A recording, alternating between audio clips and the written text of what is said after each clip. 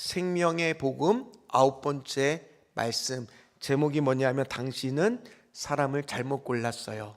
당신은 사람을 잘못 골랐어요 라는 제목으로 같이 말씀의 은혜를 나누겠습니다.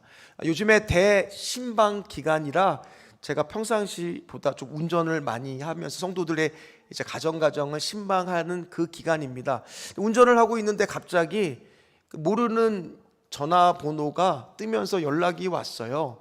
근데 받을까 말까 하는데 아무래도 성도일 수가 있으니까 일단은 받았습니다. 근데 낯익은 목소리가 들리더라고요. 목소리만 들어도 누군지 알겠어요. 제가 예전에 사역했던 교회에 한 청년이 전화를 한 겁니다. 근데 그 청년하고 마지막으로 우리가 통화한 게 2019년도였는데 굉장히 오랜만에 통화를 했어요. 그래서 제가 전주에 온 것도 모르고 있더라고요.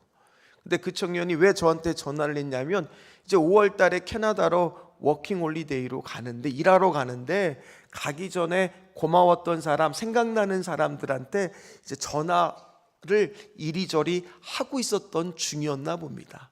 그래서 저랑 이제 통화하면서 이런저런 얘기를 하면서 제가 한 가지 좀 양해를 구하고 그 청년한테 질문 하나 해도 되겠냐 그랬어요. 그랬더니 그 청년이 목사님 물어보시라고. 솔직하게 내가 지금 청년의 마음을 알고 싶어서 그러는데 너의 목마름은 뭐니? 라고 제가 물어봤어요. 그랬더니 그 청년이 말을 해주는데, 목사님 저는 요즘에 행복해지고 싶다요. 행복해지고 싶다는 겁니다. 많이 벌지는 않아도 내가 지금 하고 싶은 일을 하면서 살고 싶은데 그게 좀 뜻대로 목사님 잘 안 돼요.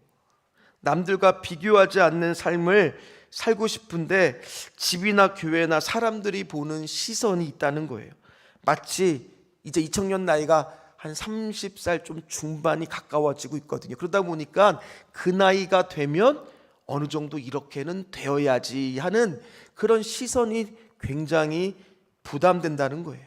자신한테 그런 정형화된 삶을 강요하는 것 같이 느껴져서 힘들다라고 얘기하면서 갑자기 목소리가 끝이 떨리기 시작하더라고요. 파르르 파르르.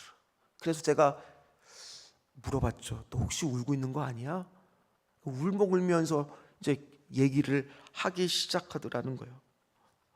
각자 삶의 길이 있는데 성공이 아니라 나에게 맞는 속도로 가는 건데 맞춰진 삶 때문에 너무 힘들다고, 행복해지고 싶다고 막 그러면서 울먹이면서 저한테 말을 하는데 저는 그게 굉장히 좀 공감이 됐습니다. 제가 그 청년을 다 이해하지는 못하지만 저도 남들보다 좀 늦은 속도로 갔던 적이 있으니까요. 저도 5년 동안 입시 취업을 위해서 공부를 하면서 나는 왜 이렇게 힘들까? 그런 생각을 저도 한 적이 있거든요. 목말라 한 적이 있거든요. 그때 제가 교회를 안 다니는 것은 아니었습니다. 교회를 열심히 다녔습니다. 그러나 나도 모르게 아직까지 채워지지 않는 어떤 열등감, 비교, 비참, 외로움, 인정받고 싶은 욕구, 그게 끊임없이 저를 괴롭히더라고요. 그때는요 그냥 모든 게 다 힘들었어요. 그 청년의 마음이 이해가 돼요. 이처럼 우리 안에는요 삶의 어떤 고통의 문제, 어려운 문제가 닥치면요 그것을 벗어나고 싶은 목마름이 있어요.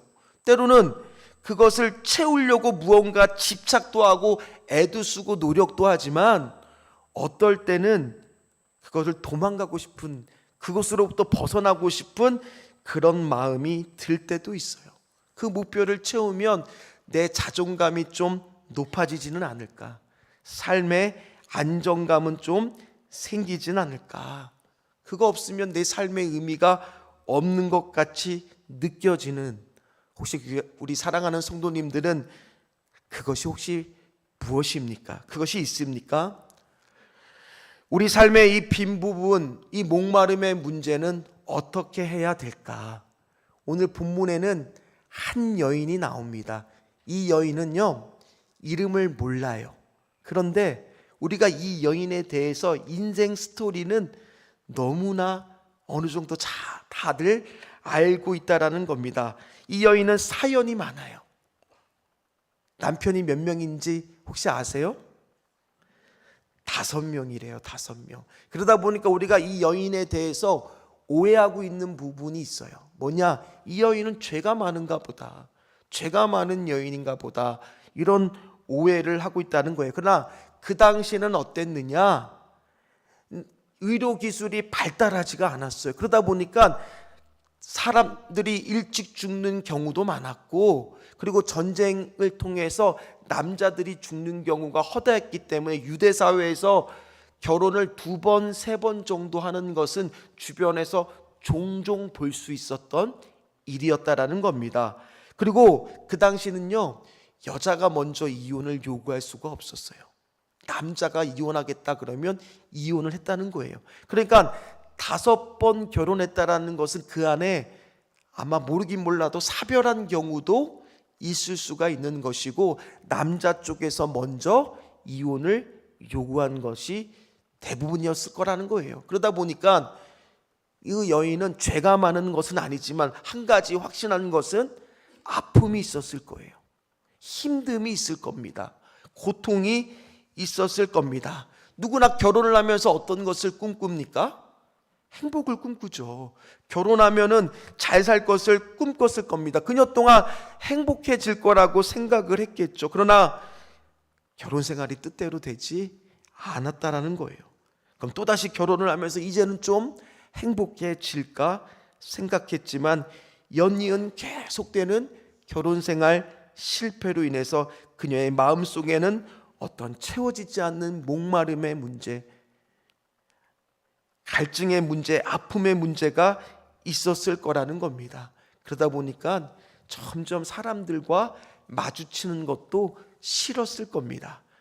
왜냐하면 우리나라도 그 드라마나 영화를 보면 빨래터, 그러니까 지금 시대 말고 옛날 시대의 그 드라마나 영화를 보면 빨래터에 모여서 막 방해치면서 아이고 하면서 막 온갖 마을 이야기들을 하잖아요. 그때 주로 하는 소재가 뭐겠어요?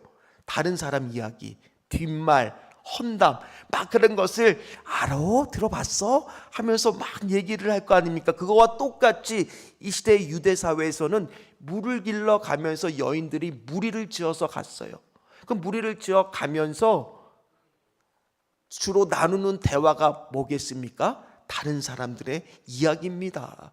그러다 보니까 이 여인이 5번 결혼하는 것은 그 당시에도 흔치 않았던 이야기였기 때문에 이 여인에 대한 것들을 많이 서로 뒤에서 수근수근거리면서 얘기했을 거예요. 그러다 보니 그 여인은 이 사람들과 어울리고 싶지 않았을 겁니다. 그래서 오늘 아무도 찾지 않는, 아무도 오지 않는 그 시간대에 혼자 물을 길러 온 겁니다. 그런데 물을 길러 오는데 갑자기 웬 앞에 낯선 남자가 있는 거예요. 속으로 생각했겠죠. 와, 오늘 참 재수없다. 왜냐하면 혼자 물을 길고 얼른 가고 싶은데 거기에 웬 남자가 앉아 있으니까 빨리 내가 가는 동안에 저 남자가 다른 곳으로 갔으면, 아니면 나한테 말을 걸지 좀 않았으면 하는 마음으로 갔을 거예요. 근데 우물가에 도착하니까 웬걸요? 이 남자가 먼지 들어가지 말라고 덮어놓는 우물 덮개에 턱하니 앉아 있는 거예요. 그러면서 갑자기 말을 걸기 시작하는 겁니다. 목마르니까 물을 좀 주세요. 아니나 달라 여자는 속으로 그러면 그렇지.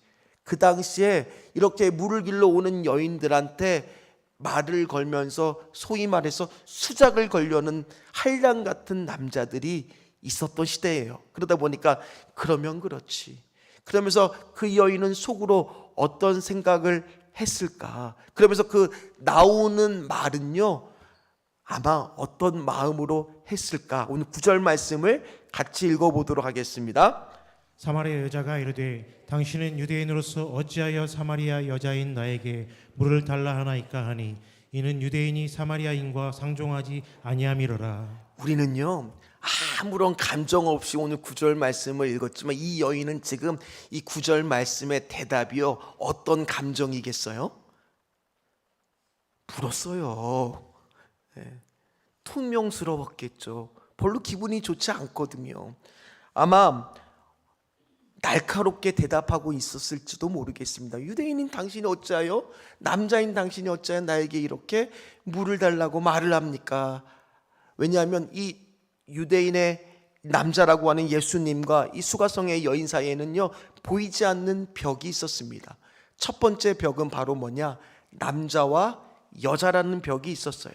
그 당시에는요, 여자와 남자가 사회적으로 약 6m 정도의 거리를 띄워줄 정도로 그렇게 거리를 두고 서로 말을 걸지 않던 시대거든요. 유별난 시대였거든요. 그런데 지금 그 남자가 나에게 말을 걸고 있어요. 그러니 기분이 안 좋았겠죠. 두 번째 벽은 바로 뭐냐? 인종의 벽이 있었어요. 한 사람은 사마리아인이고 한 사람은 유대인이에요. 그런데 당시에 유대인들은요, 사마리아인을 어떻게 봤느냐? 이런 표현에서 죄송하지만 개같이 봤습니다. 왜냐하면 그들은 아수르라고 하는 나라가 북이스라엘을 멸망시키고 나서 강제로 아수리인들이 이주해서 이 이스라엘 사람들과 혼인해서 낳은 혼혈 민족이 바로 뭐냐면 이 사마리아인들이에요. 그러다 보니 유대인들은요, 사마인들을 멸시했어요. 그러니까 감정이 안 좋을 수밖에 없죠. 수백 년 동안 서로 앙숙으로 지냈어요.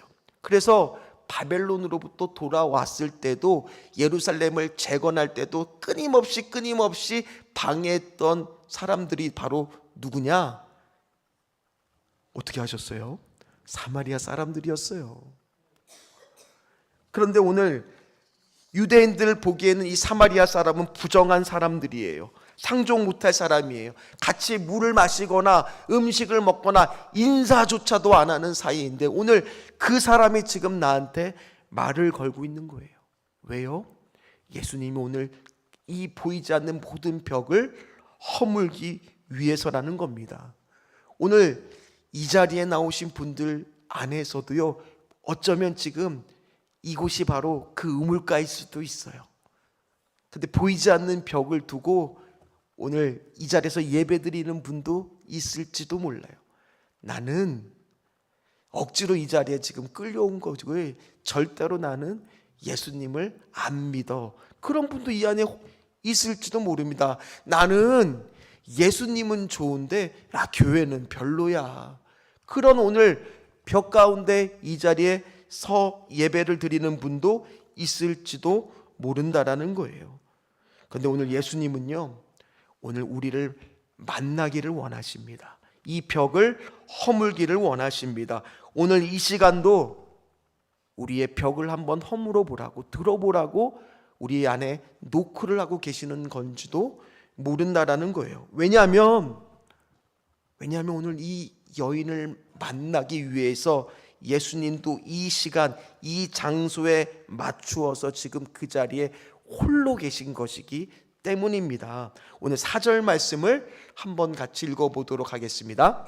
사마리아를 통과해야 하겠는지라.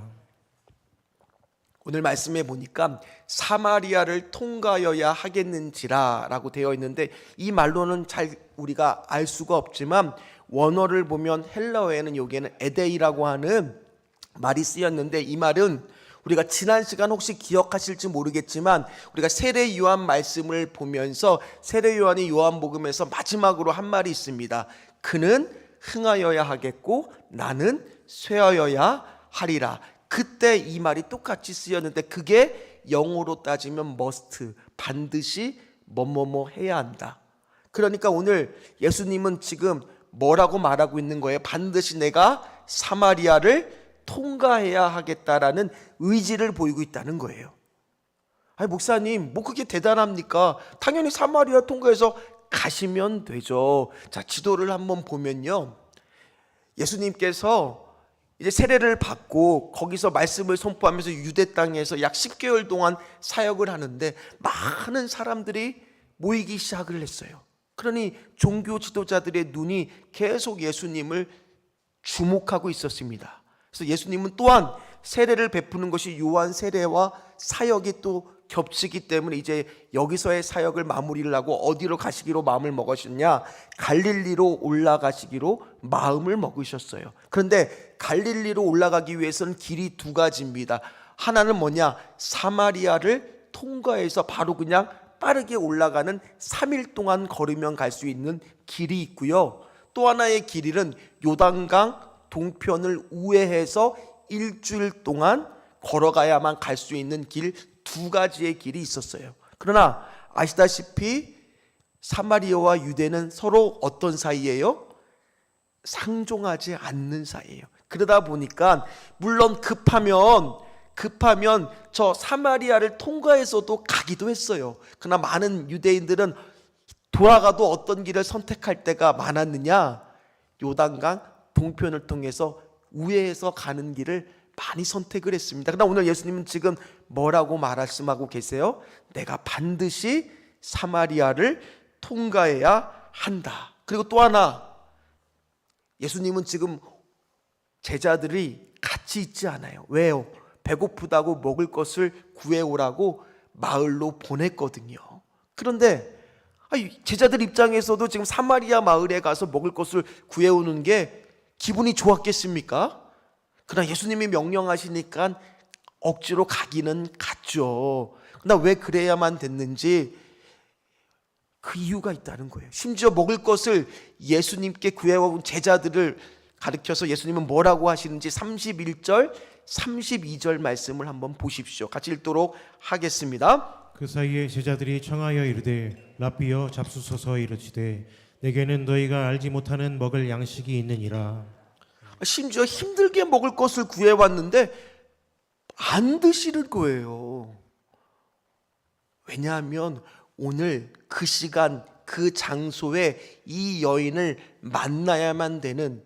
근데 생각해 보세요. 예수님과 그 남자들 제자들이 득실거리게 우물가에 있었다라고 생각해 보시면 우물가의 여인은 오다가도 저 사람들이 갈 때까지 안 나타나려고 했을 것이고, 심지어 물을 길러 왔다 하더라도 예수님과 진솔하게 1대1로 대화하지 못했을 거예요. 그런데 오늘 그럼에도 불구하고 이렇게까지 하는 이유가 무엇일까?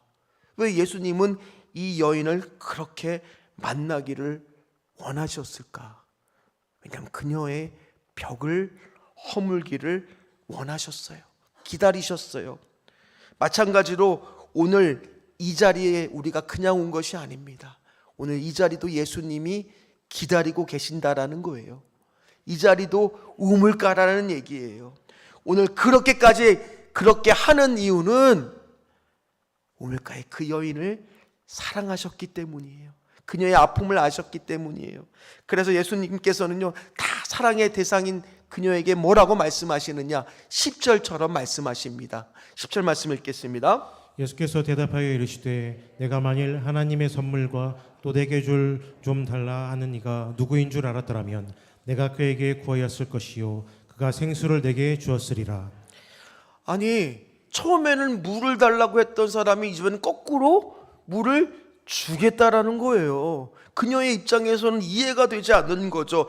당시에 우물을 기르기 위해서는요, 사진 하나 더 보여주시죠. 뭐를 휴대하고 다녔냐면 가죽으로 만든 두레박을 가지고 다녔어야만 돼요. 그래서 저걸 통해서 저게 접혀지는 거거든요. 쫙 펴서 물을 길러야 되는데 예수님을 보니까 그걸 가지고 있지도 않거든요. 그러니까 그 여인이 뭐라고 말하느냐? 당신은 물을 기를 그릇도 없고 이 우물은 깊은데 어디서 당신이 그 생수를 얻을 수가 있겠습니까? 당신이 이 우물을 준 야곱보다, 이제 사마리아인들은 야곱이 조상이거든요. 야곱보다 큰 자입니까? 라고 묻고 있는 겁니다. 근데 예수님이 대답은 뭐냐? 이 물을 마시는 자는 다시 목마르려니와 하면서 말을 시작하는데 14절 말씀을 같이 한번 더 읽어보도록 하겠습니다. 내가 주는 물을 마시는 자는 영원히 목마르지 아니하리니 내가 주는 물은 그 속에서 영생토록 솟아나는 샘물이 되리라. 그 여인은 이 말을 처음엔 이해할 수가 없었습니다.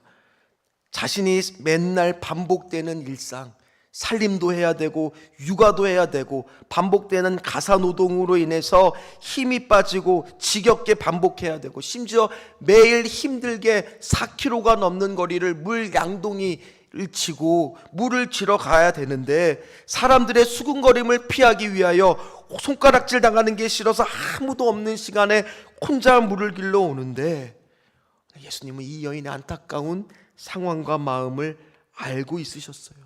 그래서 그 여인에게 뭐를 주고 싶어 했느냐? 하나님의 선물을 주고 싶었다고 말하고 있는 거예요. 그러나 그 여인이 생각하는 하나님의 선물은 뭐냐?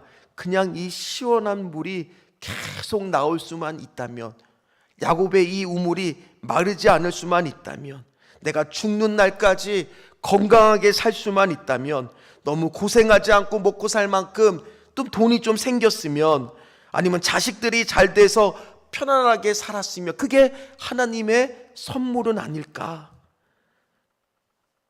그러나 예수님이 주는 물은 달랐습니다. 혹시 우리 귀한 성도님들의 지금 목마름은 어떤 것입니까? 채워지지 않는 목마름은 없습니까? 그것 때문에 내가 자꾸 집착하게 되고 그것으로부터 도망가고 싶은 그것은 혹시 없습니까? 우리 귀한 성도님들은 하나님의 선물로 뭐를 받고 싶으세요? 한 이혼한 성도를 만난 적이 있습니다. 이야기를 나눈 적이 있습니다. 그분이 저한테 이렇게 말을 하더라고요. 목사님, 저는 왜 이렇게 힘들까요? 전 최선을 다한다고 살았는데 왜 저는 이렇게 힘들까요?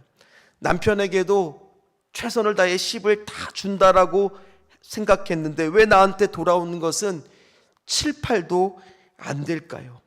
그래서 이혼을 했는데 지금 왜 이렇게 힘들게 살까요? 교회에 나와서 믿음이라도 확 생기면 좋겠는데 그렇지 않더라고요. 그런 고백을 하는 것을 들었습니다. 이 여인도 이 성도도 우리도 어쩌면 하나님을 정말 의식하면서 살기에는 지금 삶이 너무 벅찬 분들도 이 가운데 있을 거예요. 인생의 거센 파도가 한번 휘몰아치고 나면은 지친 몸과 마음으로 다시 일어나기에 급급한 삶을 살고 있는 분도 있을지도 몰라요. 그러다 보니 뭐 아무 다른 것을 생각할 여유가 없는 거죠. 나한테 온 이 어려운 문제, 불행의 문제, 슬픔의 문제는 나 때문이라고 생각을 하고 하나님 앞에서 서면 왜 나를 이렇게 힘들게 할까? 항변조차 할 수 없을 만큼 나는 죄가 많은 것은 아닌가? 부끄러운 것은 아닌가? 그런 나를 과연 하나님은 찾으실까? 그런 나를 과연 하나님은 사랑하실까?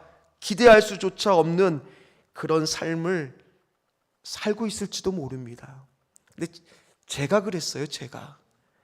저도 사역자의 길을 걸으면서 초기에는 하나님께 끊임없이 물었습니다. 주님, 사람을 잘못 고른 것 같습니다. 왜 나를 부르셔서 이렇게 힘들게 하십니까? 그때 이 찬양을 많이 불렀어요. 주님, 이 작은 나를 통하여 어디에 쓰시려고 이렇게 초라한 모습으로 만들어 놓으셨나요? 이 찬양만 부르면 그냥 울음 버튼이 탁 눌러지는 것처럼 저도 모르게 많이 울었어요. 가사를 보면요, 정말 똑바로 보고 싶어요. 주님, 온전한 눈짓으로 똑바로 보고 싶어요. 주님, 곁눈질하기 싫어요. 하지만 내 모습은 온전치 않아. 세상이 보는 눈은 마치 날 죄인처럼 멀리하며 외면을 하네요. 주님, 이 낮은 자를 통하여 어디에 쓰시려고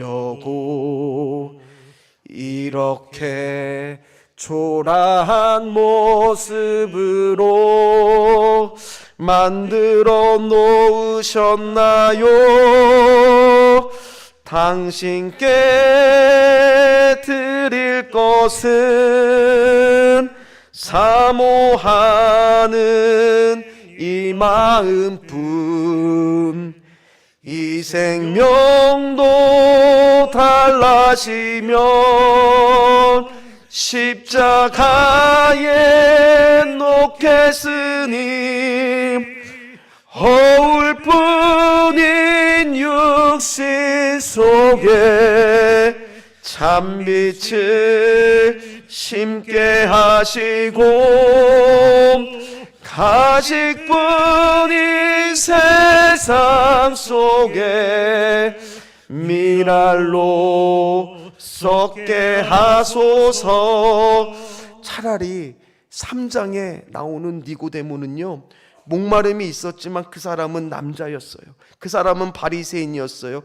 그 사람은 잘 나가는 사내들이 공회의 회원이었어요. 출세한 사람이었어요. 종교적 열심도 있었습니다. 경건에 있어서도 다른 사람들의 존경을 받는 사람이었어요. 도덕적으로 흠잡을 데가 없는데 겸손하까지 하고 심지어 율법의 말씀에 신학에 아주 능통한 지식을 갖춘 사람이에요. 하나님, 그럼 그런 사람을 택하야죠. 그런 사람을 사용하셔야죠. 그런 사람을 만나 주셔야죠. 그런데 그 사람은요, 이상하게 먼저 예수님을 찾아와요. 반면에 오늘 그 사람하고 대비되는 이 사마리아 여인은요, 여자예요.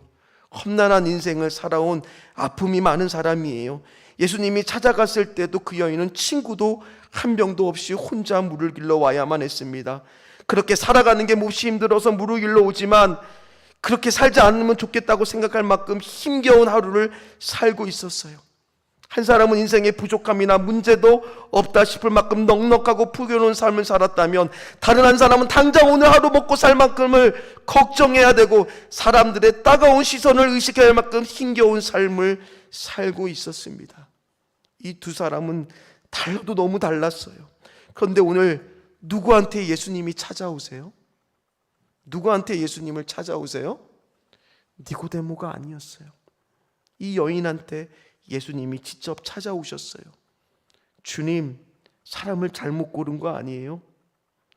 니고데모 같은 사람을 찾아오셔야죠. 니고데모 같은 사람을 목회자로 부르셔야죠. 왜 나 같은 자를 고르셨는지. 저는 오늘 이 수가성의 여인이 저하고 똑같다는 생각을 하면서 말씀을 다시 보니까 우리가 맨날 봤던, 맨날 알던 말씀이 다르게 느껴지기 시작했습니다. 15절 말씀을 한번 읽어보도록 하겠습니다. 여자가 이르되 주여 그런 물을 내게 주사 목마르지도 않고 또 여기 물 기르러 오지도 않게 하옵소서. 예전에는 전 이 고백이 그 여인의 신앙 고백인 줄 알았어요. 이 순간 벌써 예수님을 100% 다 신뢰하고 믿었다라고 생각을 했습니다. 그러나 내가 이 수가성의 여인이라고, 내가 만약 하나님이 나를 이렇게 택한 것이 믿어지지 않는 상태라고 생각이 됐다면, 지금 이 여인의 고백도 100% 완전하지 않은 상태에서 하는 말이라는 거예요. 다 믿겨지지는 않아요. 아직은 메시아로 받아들여지지 않아요. 이 말은 오히려 정말 그런 물이 있다라면 마시고 싶은데 나는 아직 그럴 자격이 없다라는 고백이에요. 주님, 사람 잘못 본 거 아니에요? 오히려 되려 예수님께 묻고 있는 고백이라는 거예요. 그런데 예수님, 만약에 그런 물이 있다면 아직은 다 의심이 거치지 않고 마음에 벽은 있지만은 저도 그 물을 마시고는 싶다는 거예요. 궁금하다는 거예요. 그러나 설마 메시아 같은 사람이, 그런 사람이 나를 찾아오실까? 나를 사랑하실까? 물을 길러 오는 것조차도 버거울 만큼 험난한 인생을 산 나를 찾아오실까? 당신은 사람을 잘못 골랐어요. 전 거절받아온 사람이에요. 그러면서 그녀는 그 자리를 뜨려고 했던 거예요. 그때 예수님이 그 여인을 만나시면서 어떤 말을 하느냐? 네 남편을 불러오라고 말씀하고 있어요. 그녀는 가던 걸음을 멈추었습니다. 그 고백은 예수님이 묻고 있는 거예요. 남편을 데려오라 그냥 얘기하는 게 아니라 네가 그렇게 행복하고 싶었던 그거는 무엇이냐고. 그 남편을 데려오라는 것은 그 행복을 찾아서 한번 가지고 오라고 묻고 있는 거예요. 그게 과연 너를 행복하게 해주었는지 묻고 있는 거라는 거예요. 저도 여러분들한테 묻고 싶습니다. 무엇이 여러분들을 행복하게 해주고 있습니까? 무엇으로 삶의 만족을 누리고 있습니까? 어떤 것에 목말라 하고 있습니까? 이런 질문을 던지면요, 사람들은 다 외부적인 조건들을 먼저 떠올려요. 성공하면, 돈을 가지면, 명예를 가지면, 사람의 사랑과 인정을 받으면, 외모를 가꾸면, 그것이 나에게 중요해서 그 목표만 도달하면 나는 행복해질 거야. 그런데 예수님은요, 오늘 말씀을 통해 그 어떤 외부적인 조건도 그 목마름을 해결해 줄 수 없다라고 말씀하시는 거예요. 그래서 그녀에게 지금 남편을 데려오라고 말씀하시면서 그녀의 아픈 모습까지, 그녀의 마음을 만지기 시작하시는 거예요. 알아주시는데 끝나는 것이 아니라 그 아픔을 치료해 주시고 더 나아가 궁극적으로 그 아픔을 해결해 주시기를 원하신다라는 겁니다. 말씀을 마무리를 하도록 하겠습니다. 오늘날 많은 사람들도 자신이 얼마나 목마른지를 잘 몰라요. 그 목마름이 얼마나 깊은지를 잘 깨닫지를 못한다라는 겁니다. 많은 사람들은요, 아직도 자신의 목마름의 문제는 이 추구하고자 하는 목표만 이루면 해결될 거라고 생각하고 있어요. 그래서 내가 목마른 게 이 목표를 해결하지 못한 탓이라고 생각을 합니다. 그리고 깊은 영적 목마름을 인정하지 않으려고 그래요. 그런데 막상 그 목표를 채우고 나면 어떻게 될까요? 여전히 목마름의 충격에 빠지게 되더라는 거예요.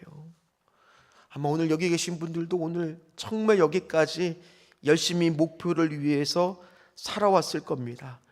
그런데 예수님은요, 오늘 뭐라고 말씀하시느냐? 그분 외에는 만족이 없대요. 도리어 그 목표가 너를 짓누르고 있다라고, 오히려 실망을 안겨준다라고 말씀하고 있는 거예요. 근데 사람들은 마치 동화 속의 파랑새처럼 그걸 찾으면 행복해질 거라고, 그게 사라지면 어떻게 하나 전전긍긍하고 극도로 두려워하고 노심초사하고 가지지 못하면 부러워하고 있지만, 오늘 그 목마름의 문제는 누가 해결해 줄 수 있는 거예요? 예수 그리스도라는 거예요. 예수 그리스도도요, 내가 목마르다 오늘 말씀에서도 말씀하시지만 이 말을 똑같이 나중에 또 언제 하시느냐? 오늘 본문이 마지막이 아니라 나중에 십자가에서 돌아가시기 전에 그분도 어떤 고백을 또 하시느냐? 내가 목마르다라고 말씀하십니다. 근데 그 목마름은요, 우리가 알고 있는 육적 목마름이 아니에요. 십자가의 예수님은요, 죄인인 우리 몸에 형벌을 당하시느라 아버지와의 생수의 근원 되신 아버지와의 관계가 끊어질 수밖에 없어요. 그러다 보니 맛보신 궁극적인 이 목마름의 문제, 고통과 죽음의 문제를 맛볼 수밖에 없었어요. 그래서 목마르다라고 말씀하신 겁니다. 그러나 그 예수님의 목마름이 오늘 이 시대에 살아가는 우리에게 영적 목마름을 해결해 주는 목마름이었다라는 거예요. 예수님은 십자가에 달려 죽으셨기에 오늘 우리는요, 그 목마름의 문제가 해결이 된 거라는 겁니다. 오늘 그 목마름의 문제가 해결받기를 원하시면 모든 벽을 지금 다 허무시기 바랍니다. 그리고 우물가에서 지금도 오늘 이 자리에서 여러분들을 기다리기 위해서 홀로 계신 그 예수님을 깊이 만나시기를 주의 이름으로 부탁을 드립니다. 아직도 내가 100%다 예수님을 만나지 못하고 있다라면, 채우지 못하고 있다라면 예수님으로부터 그 100%다 공급을 받으시기를 부탁을 드립니다. 주님은 오늘도 당신을 사랑하셔서 당신을 찾아오십니다. 주님은 사람을 잘못 고른 것이 아니라 제대로 찾아오시는 분이라는 겁니다. 찬양하도록 하겠습니다.